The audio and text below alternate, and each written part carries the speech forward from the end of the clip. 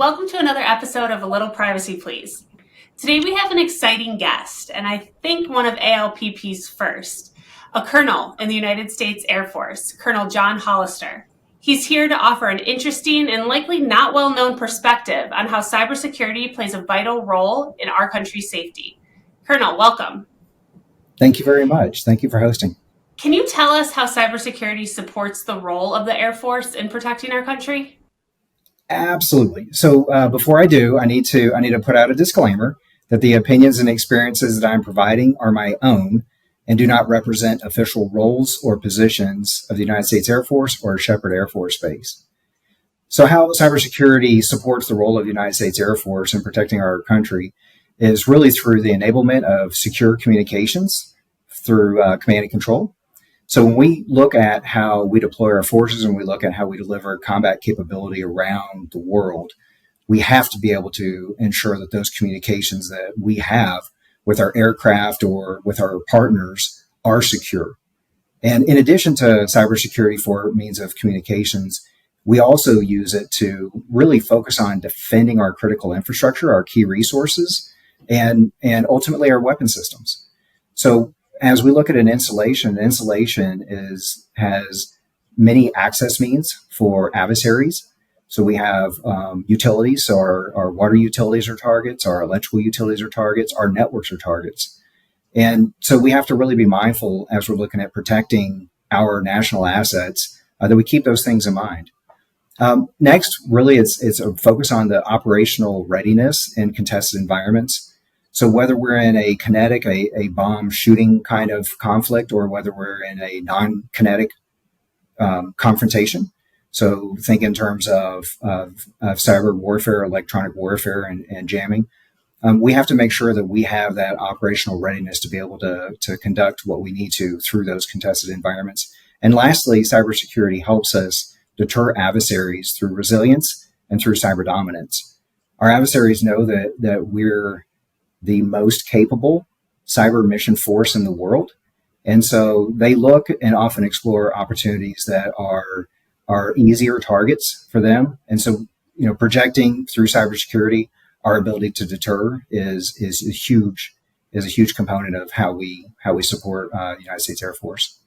Colonel Hollister, so you've had a long and obviously very distinguished career with the Air Force and other parts of the government. And we certainly thank you for that distinguished service. Can you just tell our audience a little bit about how the role of cybersecurity has changed in the armed services over the course of your career? I've been in the United States Air Force for a little over 30 years now. And through that time, one of the biggest transitions that we've seen with respect to cybersecurity and understanding the cyberspace domain is it's really evolved from a support function into a warfighting domain. In fact, it was added on top of our air, land, sea, and space domains as a domain that we can project power through. And so when I first came in, we looked at those systems and the connections of those systems as really a business support function. We looked at networks as a means to connect business with not really much of an effort or thought given to adversaries, because at the time, adversaries weren't as sophisticated as what they are now. And so we didn't look at them as attractive targets to our adversaries. What we've learned is, over the years, is that our adversaries will look at any way that they can access our networks, anything that they can pull from that might lead them to a favorable outcome in their favors is something that is lucrative for them. And so as our adversaries over the years have really grown more and more sophisticated, then really what we've had to do is we've had to pivot into how do we protect everything, not just our most sensitive and classified networks, but how do we protect all of our networks? Because even the most seemingly innocuous unclassified network may lead to another penetration access point for an adversary to be able to glean what we're trying to do, our actions and intentions. And really what we've also seen is it's integration into all operational levels.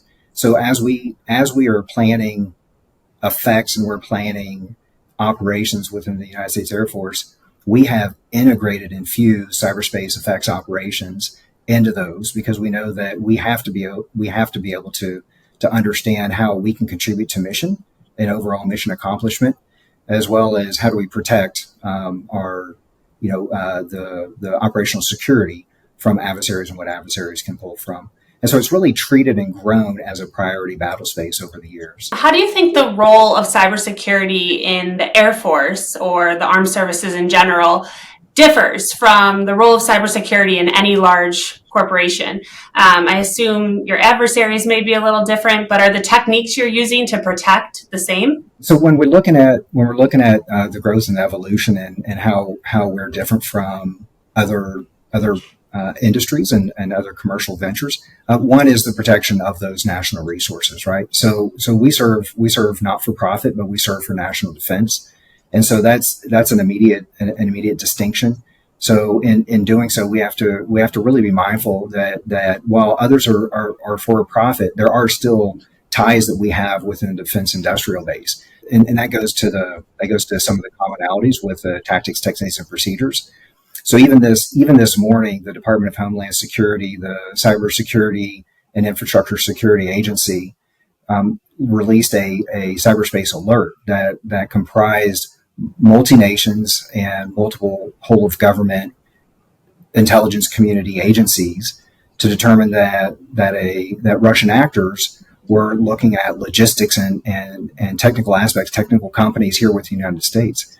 So when we recognize some of those tactics and techniques and procedures, either within attempts within our networks, or when we're looking at working with our partners and working with the intelligence community and other partners outside of the United States, what we're finding is we can share those similarities and we can share what the adversaries are doing, because if we can protect the entirety of what we can with the defense industrial bases that supports the military machine, then what we find is we can become stronger. Colonel Hollister, what would you say to young men and women out there who are eager to serve their country in the armed services in some way and may have an interest in doing that in the context of cybersecurity and specifically with the Air Force?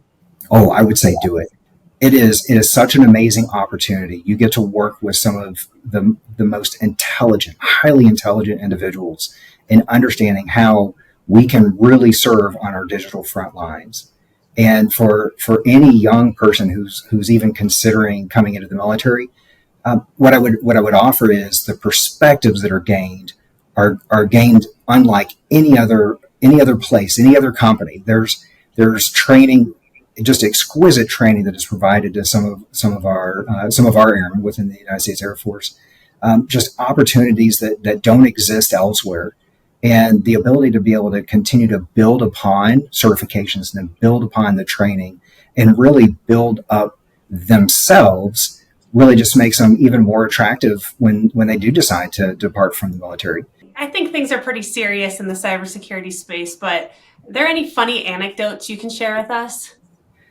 So there's one, but I would have to say that funny is, is looking back at it was not funny at the time. In the moment.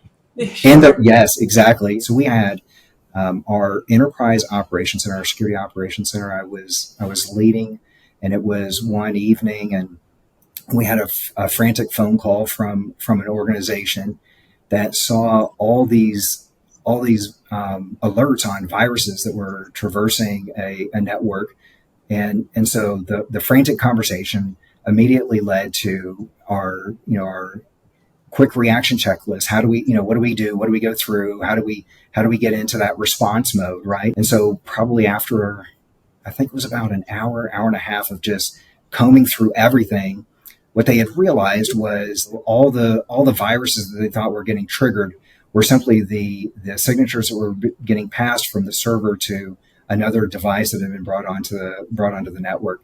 So yes, it was great to laugh at afterwards because it ended up not being a thing and not being an attack and not being viruses going across the network. But in the moment, it was absolutely just a chaotic situation.